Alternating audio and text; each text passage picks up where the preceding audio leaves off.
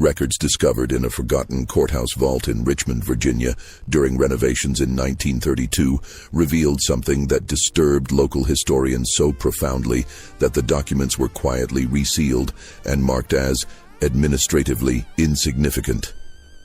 Between 1847 and 1851, plantation owners across 7 counties in central Virginia reported the same impossible occurrence. Slave children, some as young as 6 years old, were being caught with written notes, crude journals, and in one case, a complete handwritten copy of passages from a book no slave should have even touched. 63 separate incidents were documented in the first year alone. Each child, when questioned separately and sometimes months apart, offered the same cryptic response about the night teacher. Every investigation led to dead ends. Every trail went cold. Authorities at the time concluded their reports with variations of the same phrase. Source unidentified. Threat level severe. What those plantation owners feared wasn't just literacy.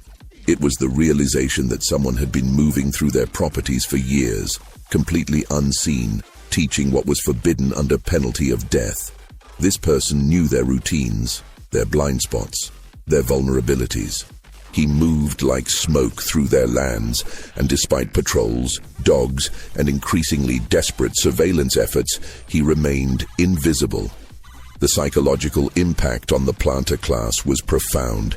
If their control was so absolute, how had this happened under their noses? If one man could do this, what else was happening that they couldn't see? Before we continue with the story of the man who became Virginia's most wanted ghost, make sure to subscribe to this channel and hit that notification bell so you never miss stories like this. And leave a comment below telling us what state or city you're watching from. We love hearing from our community around the world. What makes this case particularly chilling is that it wasn't discovered through careful investigation or confession, but through the careless confidence of children who didn't yet understand the danger they were in. And when the truth finally emerged, it revealed a network of secret education so sophisticated and widespread that it challenged everything the plantation system believed about itself. Cumberland County, Virginia, in the autumn of 1847, was a landscape of contradictions. Rolling hills covered in tobacco fields stretched toward the James River, and the county roads connected over 40 plantations of varying sizes, from sprawling estates with hundreds of enslaved workers to modest farms with a dozen. The soil was rich, the harvests were profitable, and the social order was considered by those who benefited from it to be unshakable.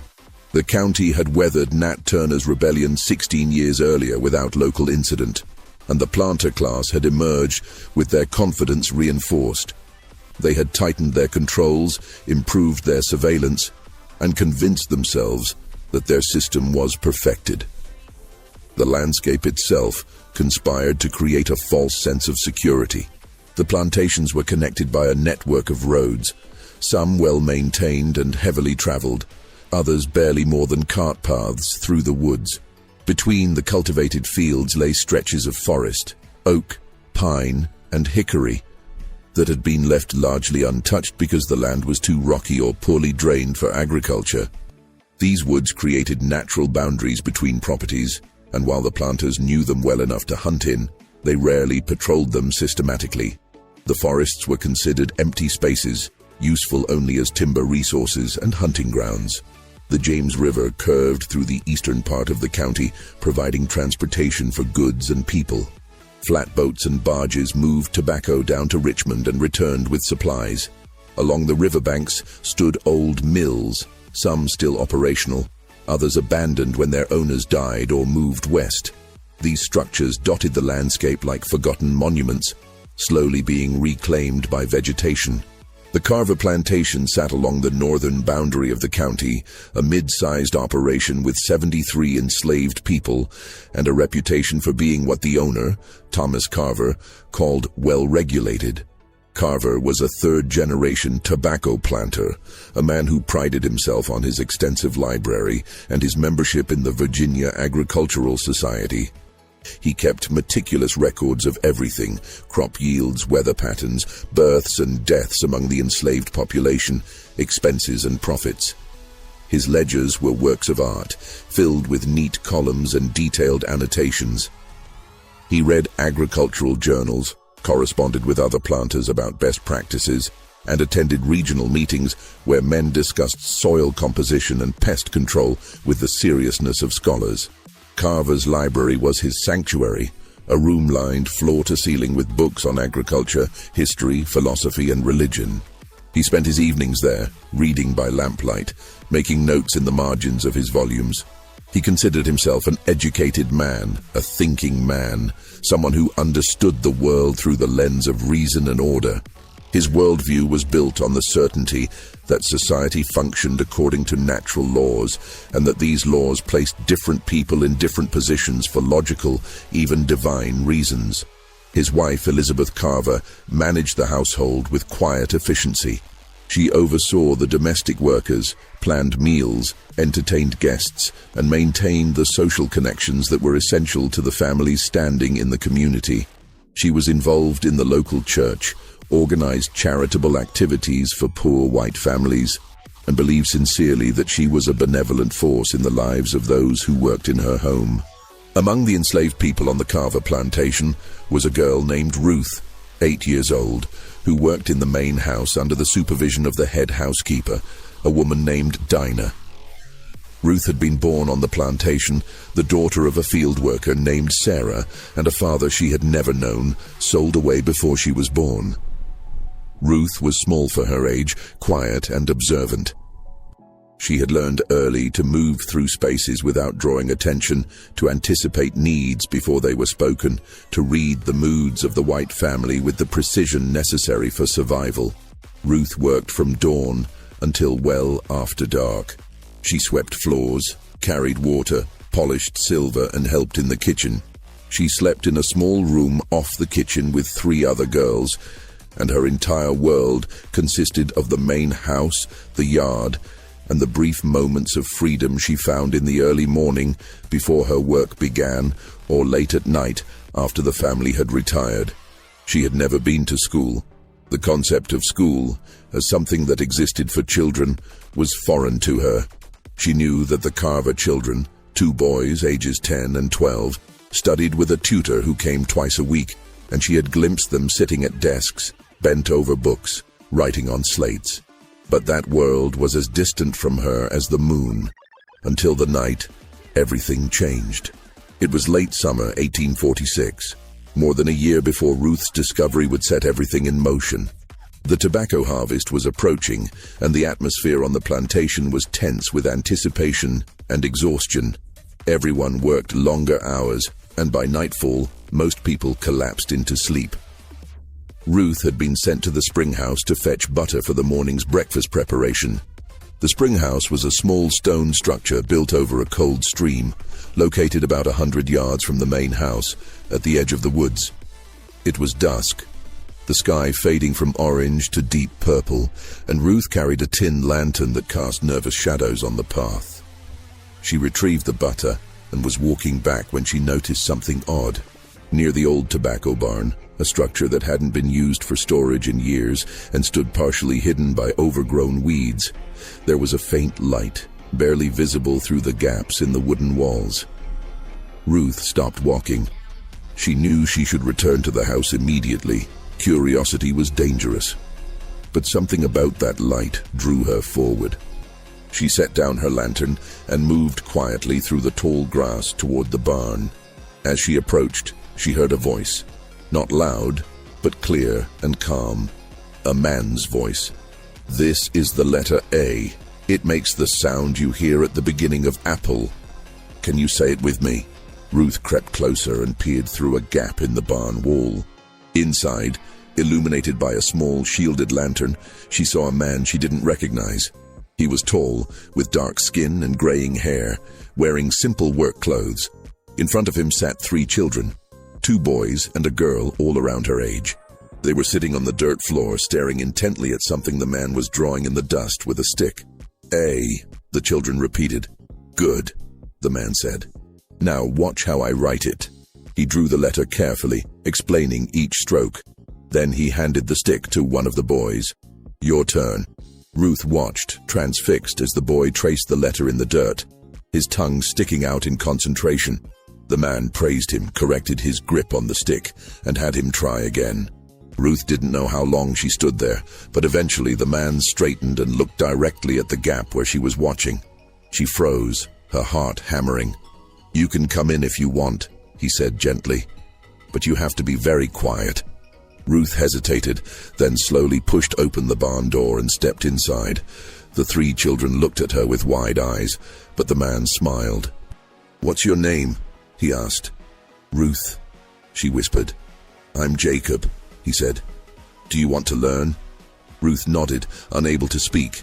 Jacob gestured to a space on the floor. "Sit down. We just started."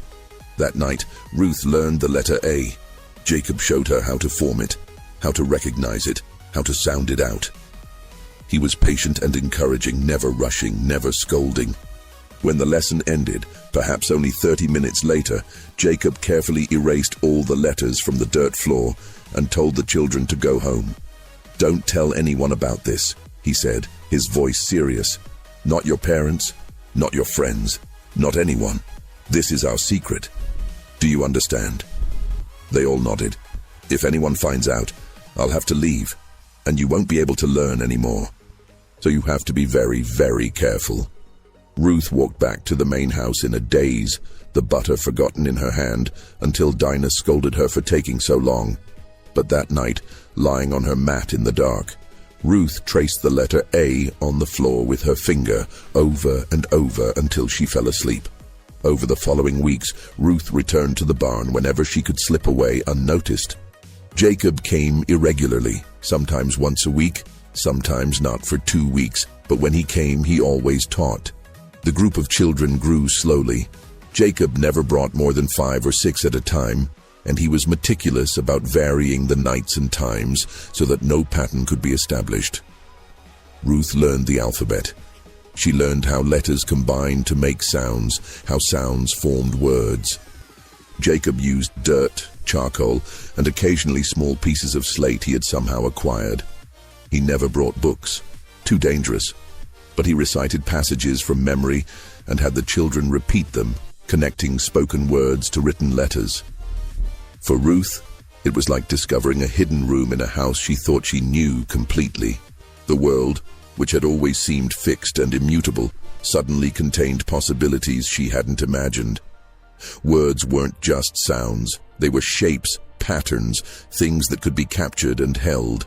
The morning of October 12, 1847, began like any other. Ruth woke before dawn, helped prepare breakfast, and began her daily cleaning routine. By mid-morning, she was in the parlor, Thomas Carver's private study, dusting the bookshelves. The room was filled with morning light streaming through tall windows. Leather-bound volumes lined the walls, their spines embossed with gold lettering. Carver's desk sat in the center of the room, covered with papers, ledgers, and correspondence. Ruth worked methodically, using a soft cloth to wipe each shelf, careful not to disturb the arrangement of books. She had cleaned this room hundreds of times, but today something was different. One of Carver's journals lay open on his desk, and Ruth, thinking herself alone, approached it. She'd been learning for over a year now, and her skills had progressed far beyond the alphabet. She could read simple sentences and, with effort, more complex passages. The journal was filled with Carver's neat handwriting. Ruth leaned over it, her eyes scanning the page. It was an entry about crop yields, notes about which fields had produced the best tobacco, observations about weather patterns. Ruth's lips moved silently as she read. The western field continues to outperform expectations. The soil composition, enriched by last year's fallow period, has proven ideal for... What are you doing? Ruth's blood turned to ice. She spun around to find Elizabeth Carver standing in the doorway, a basket of sewing in her hands. Mrs. Carver's face showed confusion, then dawning horror as she realized what she had just witnessed. "Were you reading that?" Mrs. Carver's voice was barely above a whisper. Ruth opened her mouth, but no sound came out. Her mind raced. She could deny it, claim she was just looking at the book, pretend she didn't understand the question. But Mrs. Carver's expression told her it was too late. She had been seen, unmistakably, reading. "Answer me," Mrs. Carver said, her voice rising. "Were you reading my husband's journal?" Ruth's voice was tiny. "Yes, ma'am." The basket fell from Mrs. Carver's hands, spilling thread and fabric across the floor. She stared at Ruth as though she were seeing a ghost, or something worse, something that violated the fundamental order of reality. How is that possible? Mrs. Carver took a step forward. "Who taught you?" Ruth shook her head, tears beginning to stream down her face. "I can't say, ma'am. Please, I can't say." Mrs. Carver's face went through a rapid succession of emotions: shock, fear, anger, and something else that Ruth couldn't identify. She turned and ran from the room, calling for her husband. Within minutes, Thomas Carver appeared, his face dark with anger. He grabbed Ruth by the arm and dragged her into the center of the room. "Demonstrate," he commanded, placing an open book in front of her. "Read this. Now." With a trembling voice, Ruth read the passage aloud. It was from a history book, something about European wars. She stumbled over some of the words, but the meaning was clear enough. She could read. Carver closed the book slowly. His jaw clenched. "Who taught you this?" "I don't know his name," Ruth said, which was a lie, but one she would protect with her life. "Where did you learn?" "I can't tell you. He said if I told anyone, he would leave and I could never learn again." Carver's eyes narrowed. "Is it someone on this plantation?" Ruth shook her head. "I don't know where he comes from. Are there other children who can read?" Ruth hesitated, then nodded slowly. Carver and his wife exchanged a long look. The implications were sinking in. This wasn't an isolated incident. This was systematic. "Get Hackett," Carver said to his wife, "and send someone to round up every child on this property between 6 and 12 years old. Every single one, immediately." The assembly of children took nearly 2 hours. 21 children were gathered in the front yard of the Carver plantation, standing in an uneven line, their faces showing confusion and fear. Most of them had been pulled away from their morning tasks, and they didn't understand what was happening. Hackett, the head overseer, stood to one side with 2 other white workers, watching the group with suspicion. Thomas Carver emerged from the main house, carrying a large slate and a piece of chalk. He had devised a simple test. He would write a sentence on the slate, show it to each child individually, and ask them to read it aloud. Most children, he assumed, would stare at the letters with incomprehension, but he needed to know how many had been contaminated by this secret education. The first child, a boy named Peter, age 10, looked at the slate with genuine confusion. "I don't know what that says, sir," he mumbled. "Look closely," Carver insisted. Peter squinted at the letters. "I can't read, sir." Carver moved to the next child, then the next. 14 children in a row showed no recognition of the written words. They were, as expected, illiterate. But the 15th child, a girl named Hannah, looked at the slate and her eyes widened slightly. She glanced at Ruth, who was standing to the side under guard, then back at the slate. "Well?" Carver demanded. Hannah's voice was barely audible. "It says, 'The sun rises in the east.'" A murmur ran through the assembled adults. Carver's jaw tightened. "And who taught you to read?" Hannah stared at the ground. "The night teacher." "What is the night teacher's name?" "He never told us his name." Carver continued down the line. Out of 21 children, 5 could read fluently, and 2 others recognized some letters but couldn't form complete words. 7 children in total had been taught. The discovery sent shockwaves through the Carver household. Thomas Carver immediately dispatched riders to neighboring plantations with instructions to conduct similar tests. Within 3 days, reports began flooding back, and each one deepened the mystery. At the Whitley estate, 6 miles to the west, 5 children could read. At the Brennan plantation, 4 children. At the small Collins farm, 2 children. Across 7 different properties in Cumberland County, a total of 16 children, now including the 7 from the Carver Plantation, had been taught to read and write, and every single child, when questioned separately, told the same story. A man came at night. He taught them in secret places, old barns, abandoned mills, clearings in the woods. He used dirt, charcoal, and slate. He was kind and patient. He made them promise never to reveal his identity or tell anyone about the lessons. And he came and went like a shadow, never seen by adults, never leaving evidence behind. The planters were baffled and terrified. How had one man moved so freely between their properties? How had he evaded every patrol, every overseer, every form of surveillance they had in place? And most disturbing of all, how many more children had he taught that they hadn't yet discovered?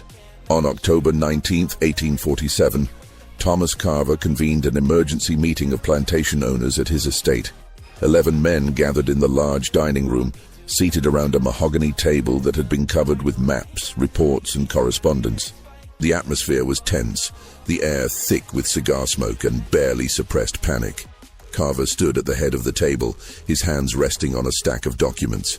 "Gentlemen," he began, "we are facing an unprecedented threat.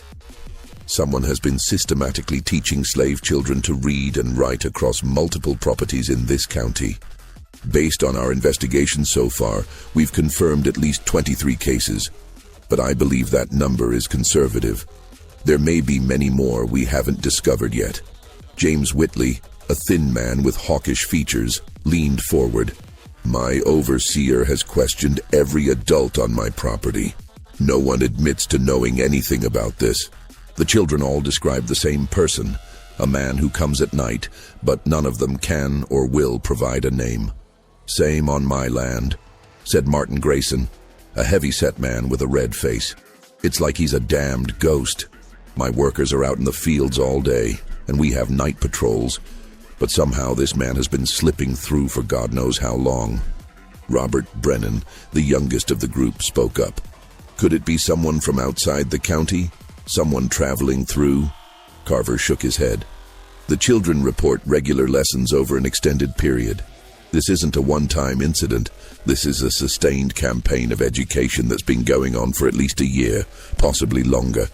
Whoever this person is, they know our properties intimately. They know our routines, our blind spots, our schedules, which suggests," said Samuel Porter slowly, "that it's someone we know. Someone who has legitimate reasons to be traveling between plantations." The room fell silent as this implication sank in. "A tradesman," Whitley said. "Someone who repairs equipment, delivers goods, provides services." "Or one of our own people," Grayson added. "Someone we trust enough to let them move around freely." Carver pulled out a map of Cumberland County and spread it across the table. He had marked each plantation where literate children had been found with a red X. "Look at the pattern," he said. "The affected properties form a rough circle, about 15 miles in diameter. In the center of that circle," he tapped a point on the map, "is the old Appomattox Mill Road. It's barely used anymore, but it connects to several of our properties through forest paths." Porter studied the map. "I have a carpenter named Jacob who travels that route regularly. I've given him permission to take on repair work at other plantations to supplement his value. He's been doing it for years." "Jacob," Carver repeated, making a note. "What do you know about him?" "He's in his 40s, highly skilled, reliable. I bought him about 20 years ago from an estate sale in North Carolina. He's never given me any trouble. Quite the opposite. He's one of my most valuable workers." "Can he read?" Carver asked. Porter paused. I've never tested him. I've never had reason to suspect he could." "Test him," Carver said. "Soon. And in the meantime, I suggest we all compile lists of anyone, slave or free, black or white, who has regular access to multiple properties. Tradesmen, peddlers, preachers, anyone who travels." The men agreed, and the meeting continued for several more hours as they discussed security measures, punishment for the children who had been taught, and strategies for identifying the mysterious teacher. But beneath the practical discussions ran a current of fear. Their entire system of control had been breached, and they didn't know how deep the breach went. Jacob had been a carpenter on the Porter Plantation for over 20 years, but his story began long before that, in a different life that he rarely allowed himself to remember in detail. He had been born in Maryland in 1805, on a small farm owned by a Quaker family named Hadley. William Hadley, the patriarch, believed slavery was a moral evil, but had inherited enslaved people when his father died. Rather than sell them, which he considered an even greater evil, he had kept them but treated them as something closer to indentured servants. Hadley paid them small wages, allowed them to keep gardens and sell their produce, and most controversially, taught them to read and write. Jacob had learned to read by age 8. Hadley's wife, Mary, had taught him using the same primers she used with her own children.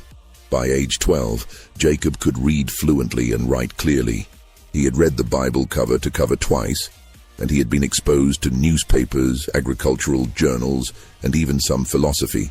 He understood that his literacy was unusual, even dangerous, but within the sheltered environment of the Hadley farm, it had seemed natural. When William Hadley died unexpectedly in 1827, everything changed. Hadley's adult son, who had moved to Philadelphia and embraced different views, returned to settle the estate. He had debts, and the quickest way to pay them was to sell the farm and everyone on it. Jacob, 22 years old and valuable because of his carpentry skills, was sold to a trader who took him south.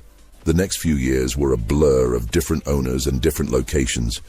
Jacob quickly learned to hide his literacy. He watched men and women beaten for smaller infractions than being able to read, and he understood that his knowledge was a death sentence if discovered. He became adept at appearing ignorant, at moving through spaces without being noticed, at giving people what they expected to see. In 1830, he was purchased by Samuel Porter and brought to Cumberland County. Porter needed skilled workers for his growing operation, and Jacob's carpentry abilities made him immediately valuable. Porter allowed Jacob unusual freedom of movement, trusting him to travel to other plantations to perform repairs and generate additional income. For 15 years, Jacob used this freedom to survive and eventually to thrive in his own quiet way. He built furniture, repaired structures, and earned a reputation as one of the best carpenters in the county. He was respectful, reliable, and invisible, exactly what a white owner wanted from an enslaved craftsman. But the knowledge he carried haunted him. He saw children growing up in the same ignorance he had been rescued from, and the weight of his silence became unbearable. He told himself for years that he couldn't risk it, that teaching would put everyone in danger, that his obligation was to survive. But in the spring of 1845, something changed. He had been repairing a fence at the Whitley Plantation when he overheard a conversation between two of the enslaved men working nearby. They were discussing a child who had been sold away from his mother, separated because the owner needed cash. One of the men said, "He's better off not knowing any different. What you don't know can't hurt you." That phrase, "what you don't know can't hurt you," lodged in Jacob's mind like a splinter. He thought about it all day, all week, and he realized that it was a lie, perhaps the most fundamental lie of the entire system. What you don't know could absolutely hurt you. Ignorance was a weapon used against people, not a shield that protected them. He made a decision that would define the rest of his life. He would teach. Jacob started small and moved with extreme caution. His first student was Hannah, the daughter of a woman named Martha, who worked in the Whitley kitchen. Jacob had watched Hannah for weeks, noting her intelligence, her curiosity, the way she studied things carefully before acting. One evening, while making repairs to the Whitley barn, he had approached her. "Can you keep a secret?" he asked quietly. Hannah, 7 years old, had looked at him with serious eyes. "Yes, I mean a very important secret, the kind where if you tell anyone, something bad would happen." She nodded. "I can teach you to read," Jacob said, "but only if you promise never to tell anyone. Not your mother, not your friends, not anyone." Hannah's eyes widened. "Why would you do that?" "Because you should know. Jacob said simply, because everyone should know. They met 3 nights later in the old Whitley tobacco barn, the one that hadn't been used for storage in years. Jacob brought charcoal and used the wooden floor as a slate. He taught Hannah the alphabet, starting with the letter that began her name. She was a quick learner, hungry for knowledge, and careful to follow his instructions about secrecy. After 4 lessons, Jacob felt confident enough to bring in 2 more children, boys named Peter and David from the neighboring Grayson plantation. The lessons followed a pattern. Jacob would arrive just after full dark, when most people were exhausted from the day's work and unlikely to be moving around. He would teach for no more than an hour, using materials that left no trace. Dirt, charcoal, his memory. He taught the alphabet first, then simple words, then basic sentences. He never brought books, never wrote anything that could be discovered later. Everything existed only in the moment and in the memories of his students. He was meticulous about varying his routine. He never came on the same night of the week. He never taught in the same location twice in a row. He never took the same path between properties. He learned to move through the woods at night with an almost supernatural silence, and he developed an instinct for when it was safe to be somewhere and when he needed to disappear. Over the course of the first year, he taught 11 children. By the second year, that number had grown to 42. He organized them into small groups, never more than 6 at a time, and he kept the groups separate so that if one was discovered, the others might remain safe. The children, for their part, were remarkably good at keeping the secret. They understood, even at young ages, that what they were learning was dangerous. They also understood that it was precious. Jacob instilled in them a sense of responsibility, not just for protecting themselves, but for protecting each other and protecting him. Some of the children progressed faster than others. Ruth, from the Carver Plantation, whom Jacob had encountered by accident that night at the old barn, turned out to be one of his most talented students. She absorbed everything he taught with an intensity that both impressed and worried him. He could see that she was beginning to see the world differently, to ask questions that had no safe answers. One night, about 6 months into her education, Ruth had asked him, "Why don't they want us to read?" Jacob had considered how to answer. "Because reading gives you power. It lets you understand things they don't want you to understand. It lets you imagine things they don't want you to imagine." Like what? Like the idea that you could be something other than what they tell you you are. Ruth had gone quiet, processing this. Then she asked, "Are you scared?" "Every day," Jacob admitted. "But I'm more scared of not doing this than I am of getting caught." It was the most honest he had ever been with any of his students, and it marked a turning point in their relationship. Ruth wasn't just learning to read, she was beginning to understand the deeper implications of what Jacob was risking, and why. By the autumn of 1847, Jacob was teaching over 60 children across 9 different plantations.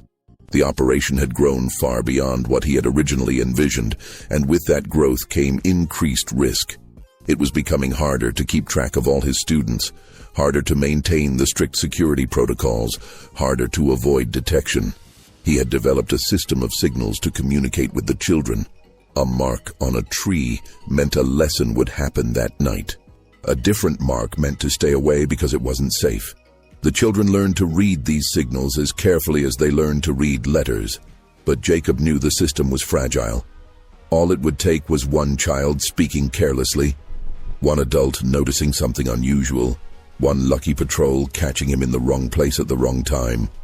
He had close calls, moments when he had to freeze in the shadows while overseers passed within feet of him, nights when he arrived at a meeting spot to find it unexpectedly occupied and had to abort the lesson. He began to prepare for the inevitable discovery. He started teaching the children not just to read, but to teach others. He explained to his most advanced students how to form letters, how to sound out words, how to be patient with learners. He told them that if anything happened to him, they should continue carefully in secret, passing the knowledge along. Some of his students took this instruction to heart more than others. Hannah, his first student, had begun teaching her younger brother. Samuel, a boy from the Brennan plantation, had taught 2 of his cousins. The knowledge was spreading beyond Jacob's direct control, which both pleased and terrified him. In September of 1847, Jacob made a decision that would prove fateful. There was a group of children on the Carver plantation that he hadn't yet reached, and Ruth had asked him repeatedly to teach them. Jacob was hesitant.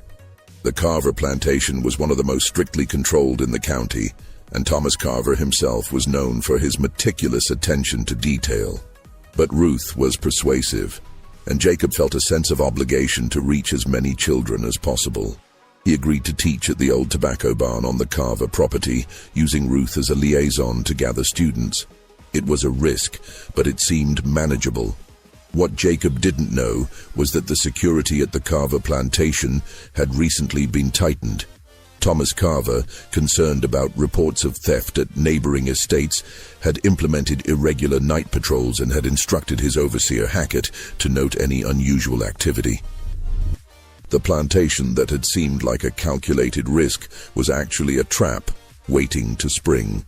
The morning Ruth was discovered reading Thomas Carver's journal marked the beginning of the end, though it would take weeks for the full consequences to unfold. The immediate aftermath was chaotic and terrifying. After the assembly of children and the shocking revelation that 7 of them could read, Thomas Carver locked Ruth in a small storage room while he decided what to do.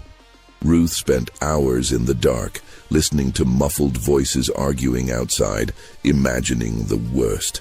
She was terrified not for herself, but for Jacob. She had made the mistake that would expose him.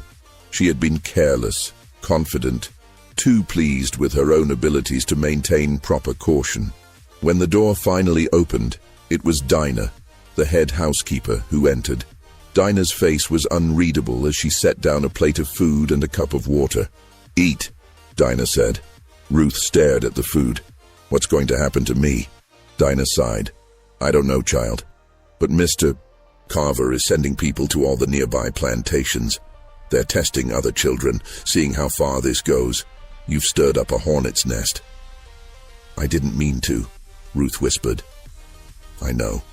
But intention doesn't matter now." Dinah paused at the door. "Ruth, whoever taught you, you need to protect them. No matter what they threaten you with, you can't reveal who it was. Do you understand?"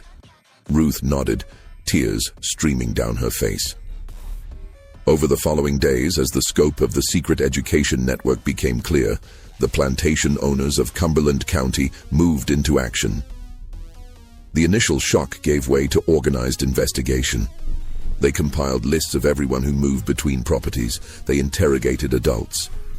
They imposed strict new controls on the movements of enslaved people, and they established a reward, $200, for information leading to the identity of the teacher. $200 was an enormous sum, more than many enslaved people could imagine. The planters believed that someone would break, that the promise of money or freedom would crack the wall of silence. But weeks passed, and no one came forward. The children were questioned repeatedly, sometimes gently, sometimes harshly, but they held firm. They didn't know his name, they said. They didn't know where he came from. He was just the night teacher, and he disappeared like smoke. The investigation began to focus on men who traveled between plantations for legitimate reasons. Peddlers were questioned. Itinerant preachers were interrogated. And eventually, attention turned to the craftsmen, the blacksmiths, the wheelwrights, the carpenters who moved from property to property, offering their services. Samuel Porter had always considered himself a shrewd judge of character. He prided himself on his ability to manage his property efficiently while maintaining what he believed was a humane approach. He didn't use physical punishment as liberally as some of his neighbors, and he rewarded good work with small privileges. Jacob had been one of his success stories, a skilled worker who generated income and reflected well on Porter's management skills. But now, sitting in his office and considering the possibility that Jacob might be the mysterious teacher, Porter felt a mixture of doubt, curiosity, and betrayal. If Jacob had been deceiving him for years, what did that say about Porter's judgment? He decided to test Jacob subtly, without revealing his suspicions. On the morning of October 23rd, Porter called Jacob to his office. "Jacob, I have a task for you," Porter said, gesturing to a piece of paper on his desk. "I need you to deliver a message to Thomas Carver tomorrow. Before you go, I want to make sure you understand what it says so you can answer any questions he might have." Porter pushed the paper across the desk. It contained a simple message: confirming delivery of tobacco samples for quality assessment. Please review and respond by return messenger. Jacob picked up the paper and looked at it for several long seconds. Porter watched his eyes carefully, looking for any sign that he was reading. "I can't read, sir," Jacob said finally, setting the paper down. "But if you tell me what it says, I can remember it and repeat it to Mr. Carver." "Are you certain you can't read?" Porter pressed. "Not even a little?" Jacob met his eyes with an expression of mild confusion. "No, sir, I never learned." Porter held his gaze for a moment longer, then nodded. "Very well. The message says..." He proceeded to explain the content, and Jacob listened attentively, repeating it back perfectly. But Porter wasn't satisfied. He sent word to Thomas Carver about his suspicions, and together they devised a more elaborate test. They would follow Jacob on his next trip. On the night of November 8, 1847, Jacob left the Porter plantation just after sunset, carrying his leather tool bag and a small lantern. He had told the overseer he was going to repair a broken wagon wheel at the Brennan estate, a job that would take several hours. The overseer had nodded and waved him on without suspicion. What Jacob didn't know was that 3 men were following him at a careful distance. Thomas Carver had organized the surveillance personally. He had chosen Hackett, his own overseer, along with 2 experienced hunters who knew the county's forests intimately. The men were armed and had instructions to observe, but not to intervene until they had concrete evidence. Jacob walked along the main road for the first mile, his pace steady and unhurried. The evening was cool, the sky clear, and a thin crescent moon provided just enough light to make the road visible. To anyone watching, he looked like exactly what he claimed to be, a carpenter heading to a job. But when he reached the fork in the road where one branch led to the Brennan plantation, Jacob didn't take it. Instead, he continued straight toward a less traveled path that led deeper into the woods. The men following him exchanged glances. This was already suspicious. Hackett gestured for silence, and they continued tracking Jacob through the forest. Jacob walked for another 30 minutes, occasionally pausing to listen, once stopping completely for several minutes as though sensing something. The trackers froze each time, barely breathing. Finally, Jacob seemed satisfied and continued on. He emerged into a small clearing near an old mill that had been abandoned for over a decade. The structure was partially collapsed, its water wheel frozen and overgrown with vines. Jacob circled around to the back of the mill and entered through a gap in the wall. The men tracking him crept closer, positioning themselves where they could see without being seen. They waited. 10 minutes passed. Then, from various directions, small figures began to appear. Children, moving silently through the darkness toward the mill. The trackers counted 6 of them, ranging in age from perhaps 7 to 12. The children entered the mill through the same gap Jacob had used. Hackett leaned close to one of the other men and whispered, "We've got him." Inside the mill, Jacob had set up his makeshift classroom. He had cleared a space on the floor and had several pieces of slate that he had hidden there.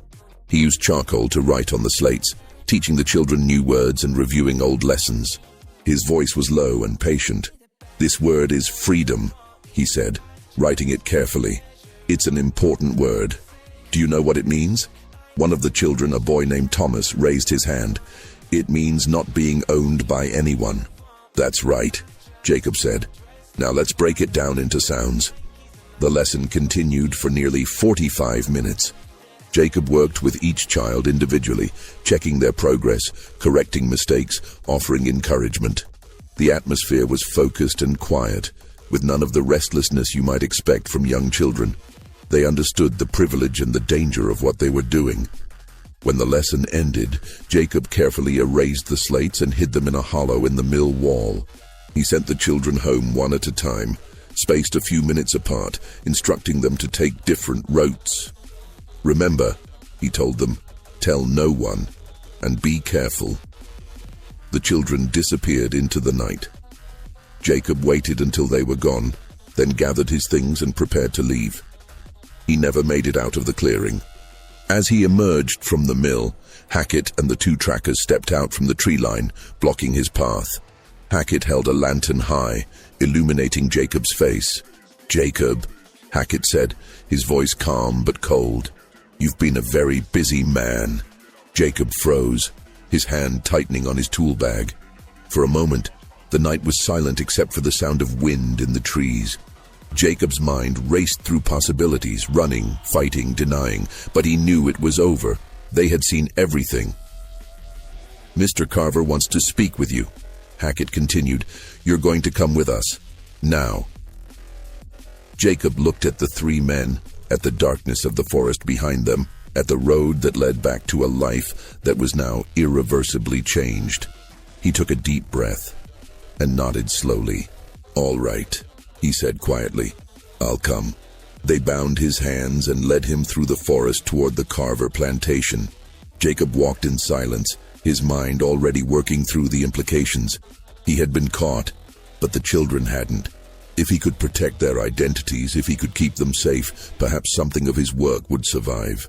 Jacob was held in a locked storage shed on the Carver plantation, while Thomas Carver sent urgent messages to every plantation owner within 20 miles. By the afternoon of November 9th, over 30 men had gathered in Carver's largest barn, which had been cleared and furnished with benches for the occasion. Jacob could hear the murmur of voices from his prison, the sound of horses arriving, the growing crowd of angry men who had come to decide his fate. He sat on the dirt floor, his back against the wall, and waited. Inside the barn, Thomas Carver stood on a raised platform, addressing the assembled planters. The atmosphere was charged with anger and fear.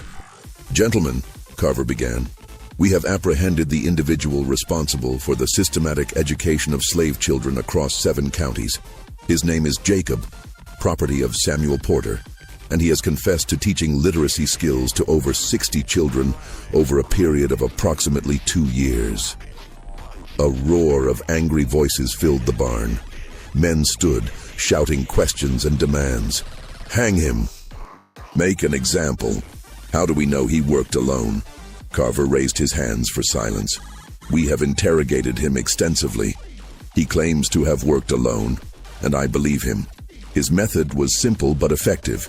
He used his legitimate carpentry work as cover to travel between properties, and he conducted lessons in abandoned or isolated locations at night. He was careful, methodical, and patient." "How did we not see this?" someone shouted from the back. Carver's jaw tightened. "Because he understood our systems better than we understood them ourselves. He knew our routines, our blind spots, our assumptions. He exploited the very freedom of movement we granted him because he was valuable and trusted." Samuel Porter stood, his face flushed. "I take responsibility for failing to detect this.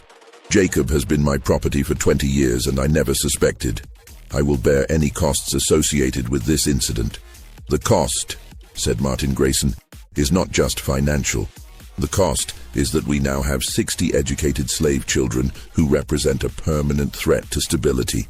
They can read, they can write, they can communicate in ways we can't monitor, and worse, we don't know if they'll teach others." This observation sent a new wave of concern through the assembly. Men who had been focused on punishing Jacob now began to realize the broader implications. "What do we do about the children?" asked Robert Brennan. Carver had prepared for this question. "We've compiled a complete list of all children Jacob taught.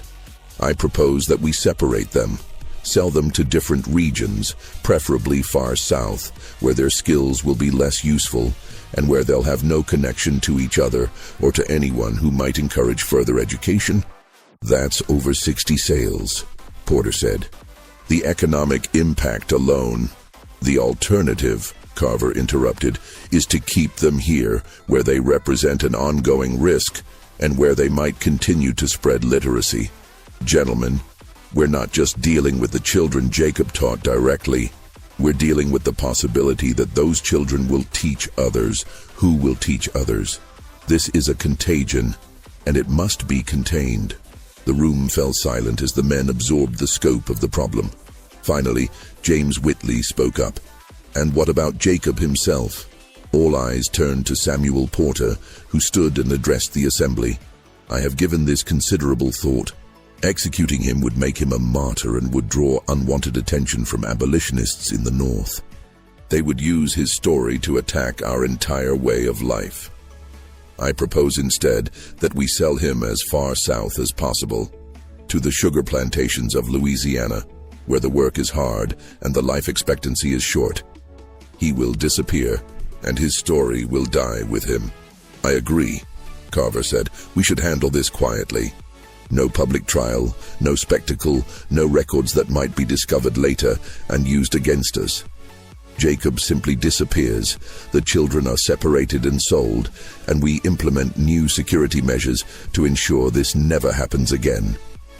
The vote was nearly unanimous. Jacob would be sold to a slave trader heading to Louisiana within the week.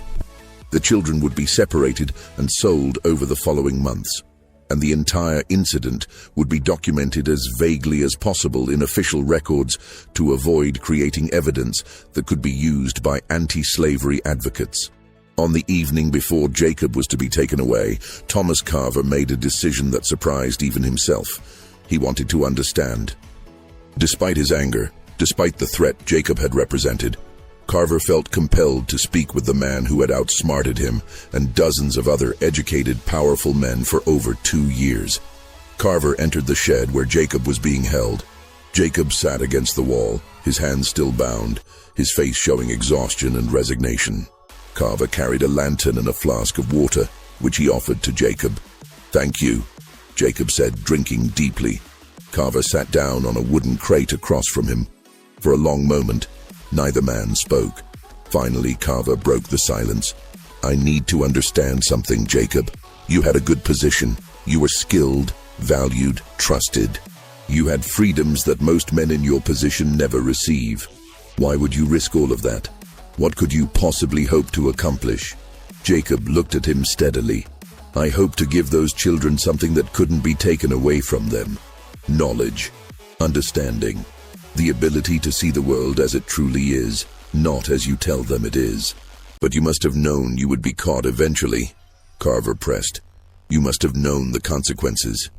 "I knew," Jacob said simply, "but I also knew that if I didn't act, I would be complicit in keeping those children in darkness. I had been given something precious, education, and I couldn't justify keeping it to myself while others suffered for lack of it." Carver shook his head. "You've endangered them, Jacob. Don't you see that? By teaching them to read, you've made them unfit for their lives. You've given them aspirations they can never fulfill. You've created discontent where there should have been acceptance. That's not mercy. That's cruelty." For the first time, anger flashed in Jacob's eyes. The cruelty is in the system that makes education dangerous. The cruelty is in telling human beings that they're not entitled to use their minds. The cruelty is yours, Mr. Carver, not mine. Carver stood abruptly. "You're wrong. The world has a natural order, and that order exists for good reasons. When people accept their place in that order, everyone is better off. What you've done is sow chaos." "No," Jacob said quietly. "What I've done is plant seeds. And you can sell me. And you can sell those children, and you can try to erase every trace of what happened here. But those seeds will grow. Maybe not today, maybe not for years, but they will grow." Carver stared at him, disturbed by the certainty in Jacob's voice. "You're deluded if you think your actions will change anything." Jacob smiled faintly. "Time will tell, Mr. Carver." Carver left the shed without another word, but the conversation haunted him. There had been something in Jacob's expression, not defiance exactly, but a kind of patient confidence that unsettled him deeply. The weeks following Jacob's capture were chaotic across Cumberland County. The plantation owners moved quickly to implement their plan, but the execution proved more complicated than anticipated. The first problem was identifying all the children Jacob had taught. The initial count of 63 turned out to be conservative. As more thorough testing was conducted, the number climbed to 78, then to 91.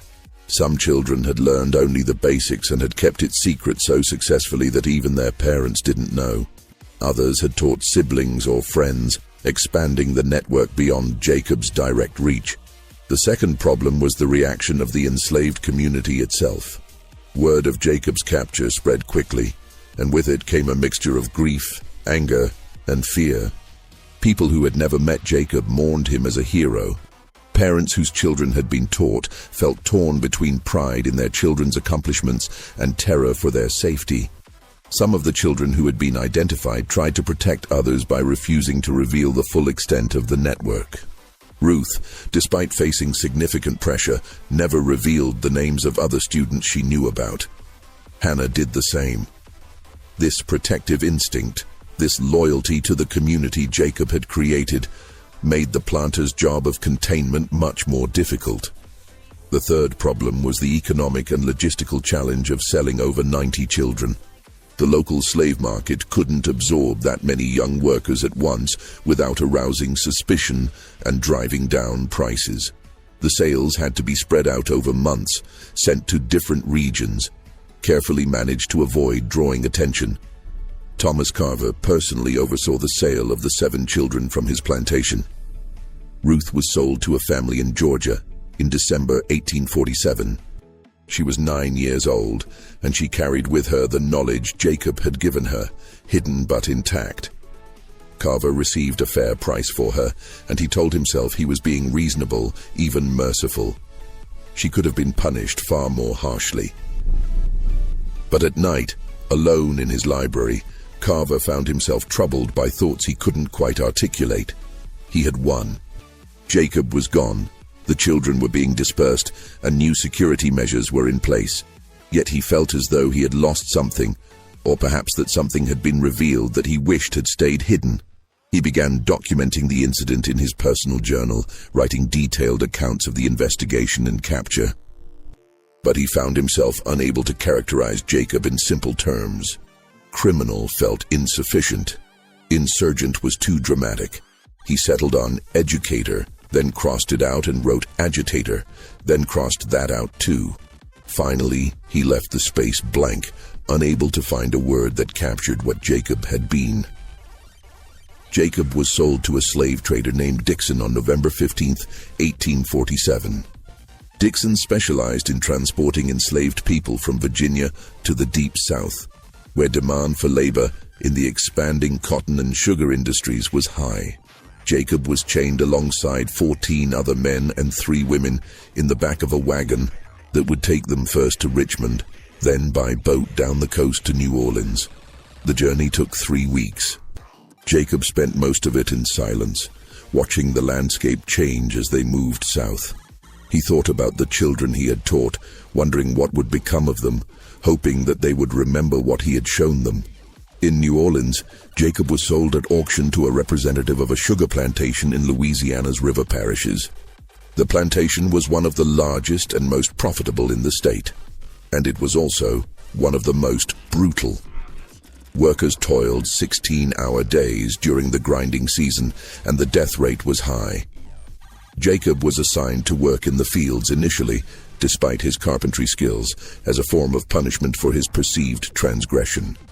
The overseer had been briefed about his history and made it clear that Jacob would not be given any opportunities to spread his knowledge.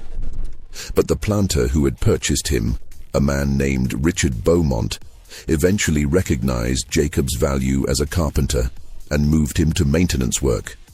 Jacob spent the remaining years of his life repairing equipment, building structures, and keeping his literacy secret. He never taught again. The surveillance was too tight, the consequences too severe, and his spirit, while not broken, was worn down by the weight of what he had lost. He died in 1852, 5 years after leaving Virginia, during an outbreak of cholera that swept through the plantation. He was buried in an unmarked grave alongside dozens of other workers who died that season. No record was made of his life, his skills, or his accomplishments. In the official documents of the Beaumont Plantation, he appeared only as Jacob Carpenter, acquired 1847, deceased 1852. The man who had taught over 100 children to read had become a footnote, a line in a ledger, a number. The children Jacob taught were scattered across the South. Their stories diverged in countless directions, and most of those stories have been lost to history. But fragments remain, hints of how Jacob's legacy persisted despite every effort to erase it. Ruth, sold to a family in Georgia, worked as a house servant for the next 16 years. She never forgot how to read, though she rarely had opportunity to practice. When the Civil War ended and she gained her freedom, she was 27 years old. She made her way to Atlanta, where she found work and eventually enrolled in one of the schools established by the Freedmen's Bureau. She became a teacher herself, instructing former slaves in basic literacy. One of her students later wrote about her, "Miss Ruth was different from other teachers. She understood what it meant to learn in secret, to protect knowledge like a treasure. She never took education for granted, and she never let us take it for granted either." Ruth died in 1889, having taught hundreds of students over her lifetime. She never spoke publicly about Jacob. The habit of secrecy was too deeply ingrained, but she kept a small piece of charcoal in her possession until the end of her life, a memento of her first lessons in that abandoned barn. Hannah, Jacob's first student, was sold to a plantation in Alabama. She was 11 when she arrived, and she spent the next decade working in the fields. But she taught her younger brother to read, using the same methods Jacob had used with her: dirt, charcoal, stolen moments of privacy. Her brother, in turn, taught others. By the time the Civil War disrupted the plantation system, a small network of literate enslaved people existed on that Alabama property, all descended from the knowledge Hannah had brought with her. Samuel, the boy from the Brennan plantation who had shown such aptitude, was sold to a family in South Carolina. He lost his literacy skills over the years. Without practice or reinforcement, the knowledge faded. But when Reconstruction brought schools to his area, he relearned quickly, his brain remembering patterns it had absorbed as a child. He became a lay preacher and taught himself to read the Bible fluently. He died in 1901, a respected elder in his community. Not all the stories ended well. Some of the children Jacob taught were sold to particularly harsh situations where any display of literacy would have been punished severely. Some died young, their potential unrealized. Some simply disappeared into the vast, poorly documented history of enslaved people in the American South. But collectively, they represented something that the plantation owners of Cumberland County had feared and could not fully comprehend: the impossibility of containing knowledge once it was released. Each child Jacob taught carried seeds of understanding that could not be fully suppressed. Some of those seeds lay dormant for years. Others found purchase in unlikely soil and grew in unexpected directions. In the years following Jacob's capture, the planters of Cumberland County implemented extensive new security measures. They restricted travel between plantations. They conducted random literacy tests. They demolished or secured abandoned structures that could serve as secret meeting places. They established informant networks and offered rewards for information about unauthorized education. But they also began to realize the fundamental problem with their campaign: you cannot unknow something. The children who had learned to read didn't forget, even when they pretended to. The knowledge existed in their minds, inaccessible to surveillance, impossible to confiscate.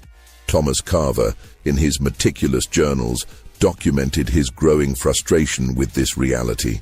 In an entry from March 1848, he wrote, "We have taken every reasonable precaution, yet I remain troubled by the knowledge that approximately 90 individuals on properties within this county possess skills that could undermine stability. We cannot monitor their thoughts, cannot erase their memories. We have closed the source of the contamination, but the contamination itself persists. This troubles me greatly." By 1850, most of the children Jacob had taught had been sold and dispersed, but new concerns emerged. Rumors circulated of other night teachers in adjacent counties. Some of these rumors were founded on actual cases, copycat educators inspired by stories of Jacob's campaign. Others were simply paranoia, the planter class seeing shadows everywhere. The fear of literacy became almost obsessive in some quarters. Laws that had existed on the books but were rarely enforced began to be applied more rigorously. White teachers who expressed sympathy for abolition found themselves under suspicion.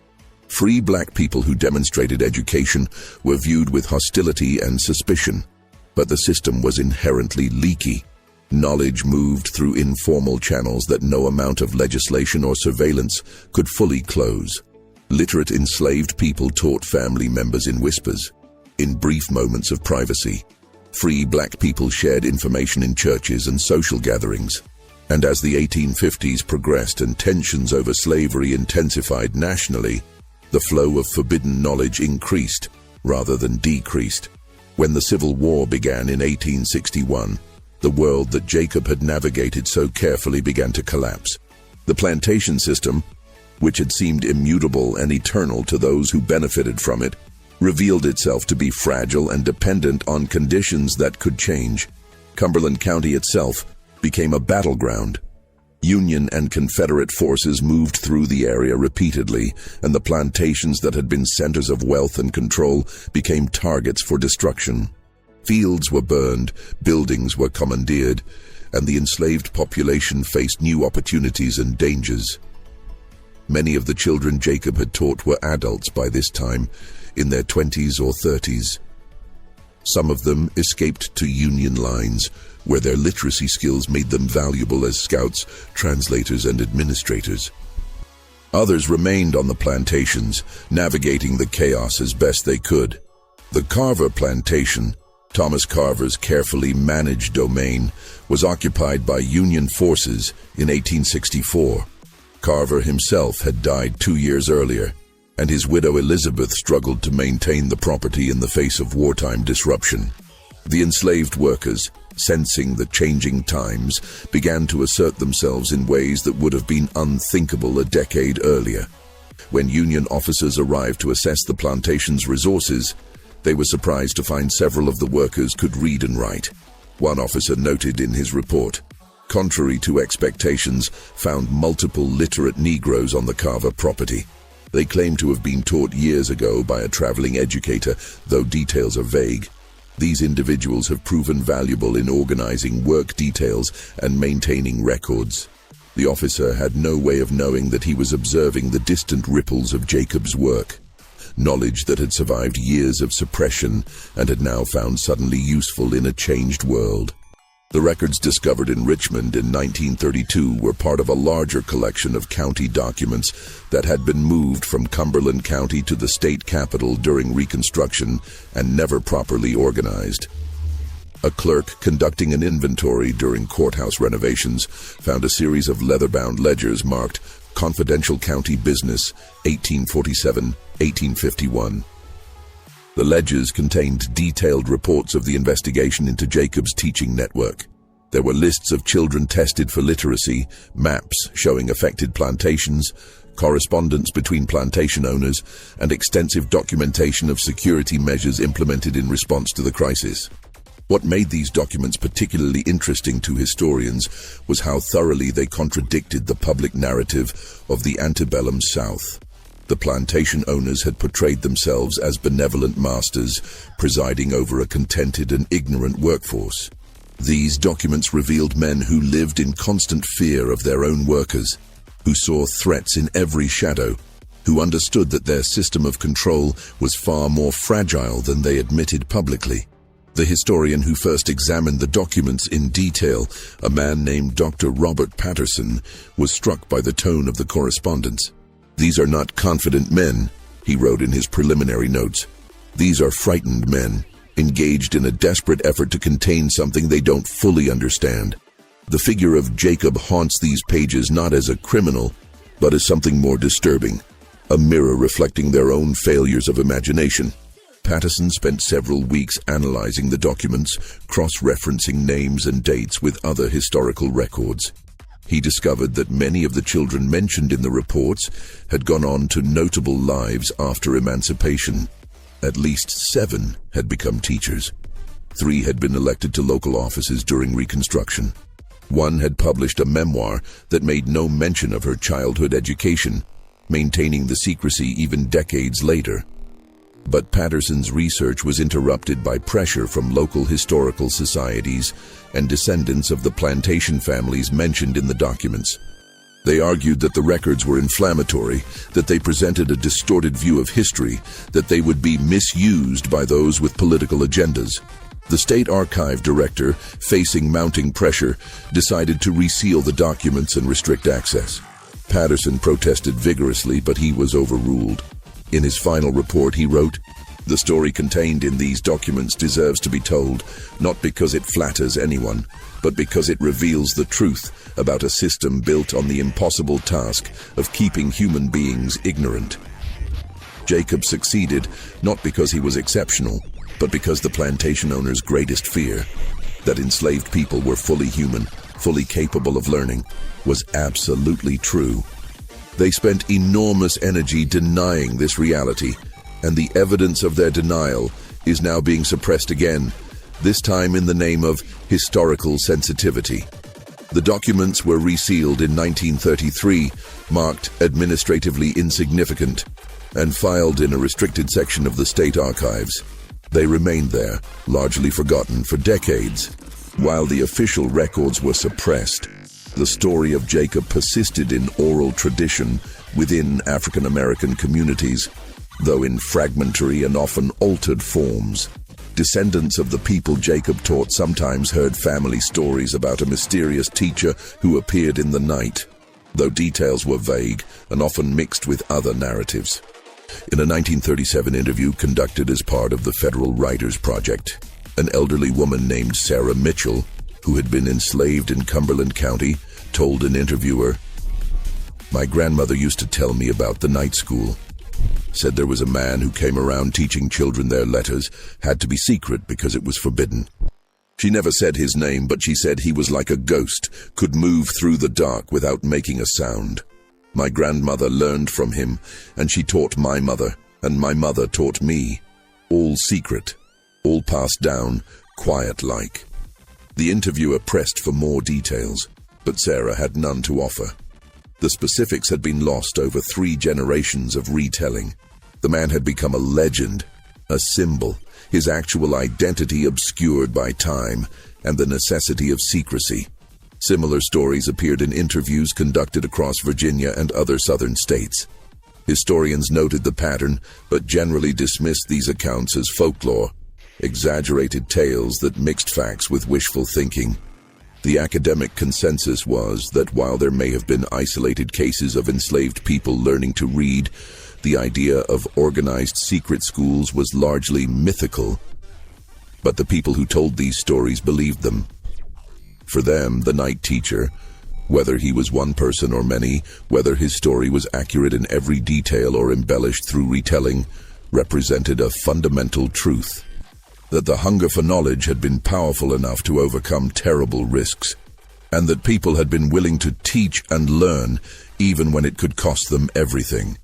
In 1968, during the Civil Rights Movement, a group of historians led by Dr. Julia Morrison began pressing for the reopening of the 1847-1851 documents from Cumberland County.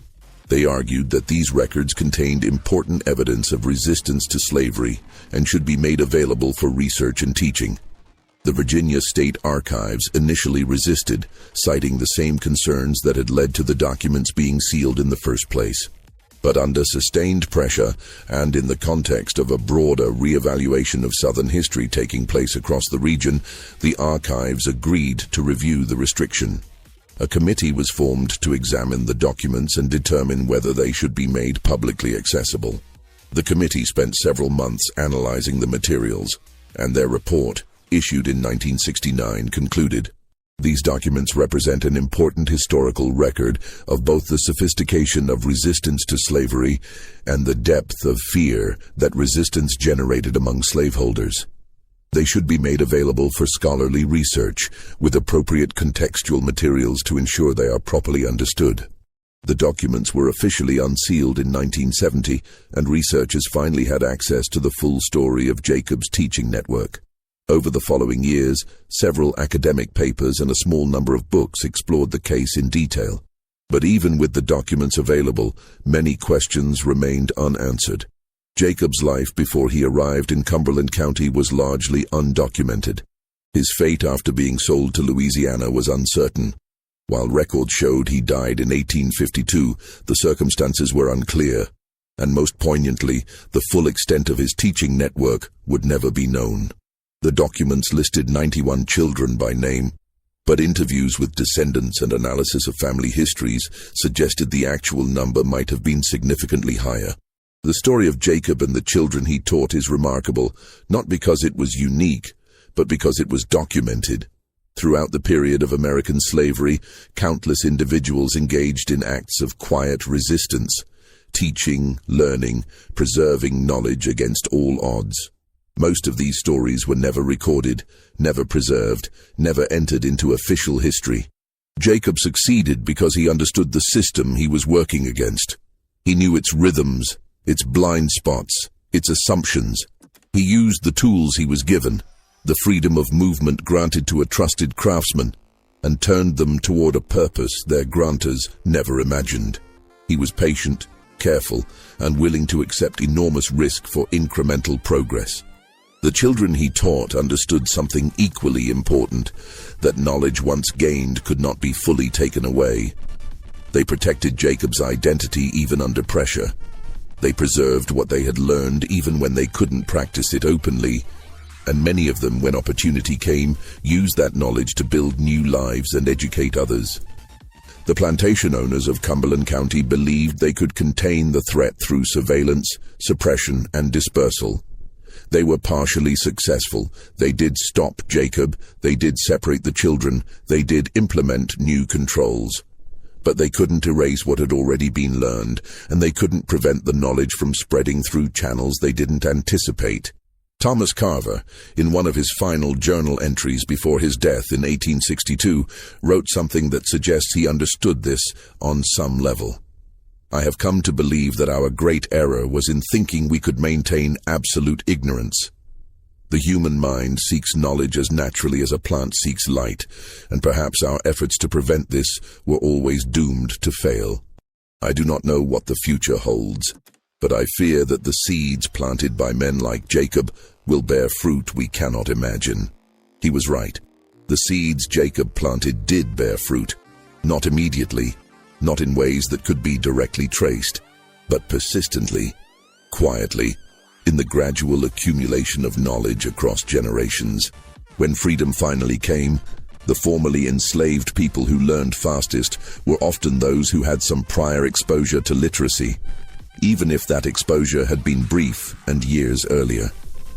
This mystery shows us that some acts of courage are too dangerous to be remembered in their own time, but too important to be forgotten forever. Jacob's story was suppressed for over a century, hidden in sealed documents, reduced to whispers and fragments in family stories. The children he taught were scattered and often silenced. The plantation owners who documented the case did so precisely because they wanted to prevent it from being repeated. But the story survived. It survived in court records and ledgers. It survived in oral traditions and family histories. It survived because the fundamental truth at its core, that people will seek knowledge and freedom even at tremendous risk, is one that cannot be permanently buried. What happened in Cumberland County between 1845 and 1851 was not an isolated incident. It was part of a larger pattern of resistance, education, and quiet defiance that existed throughout the slaveholding South. Jacob was one teacher among many, known because he happened to be documented. How many others were there, moving through the shadows, teaching in whispers, planting seeds that would grow in ways they would never see? We don't know. We can't know. But we know this. When the system of slavery finally collapsed, thousands of formerly enslaved people demonstrated that they were fully capable of learning, thinking, and building new lives. Many of them had been preparing for that moment in secret, accumulating knowledge in fragments waiting for their chance. Jacob died in obscurity in 1852, forgotten by most, his name erased from official records. But the children he taught, and the people they taught, and the people those people taught, carried forward the simple but revolutionary idea that all people have the right to understand their world through the written word. What do you think of this story? Do you believe everything was revealed? The documents exist, sealed and unsealed across decades. The names of children can be traced through census records and family trees. The plantation ledgers survive in archives. But the full truth of Jacob's motivations, his inner life, his hopes and fears, those are lost to history, knowable only through the actions he took and the legacy he left. Leave your comment below.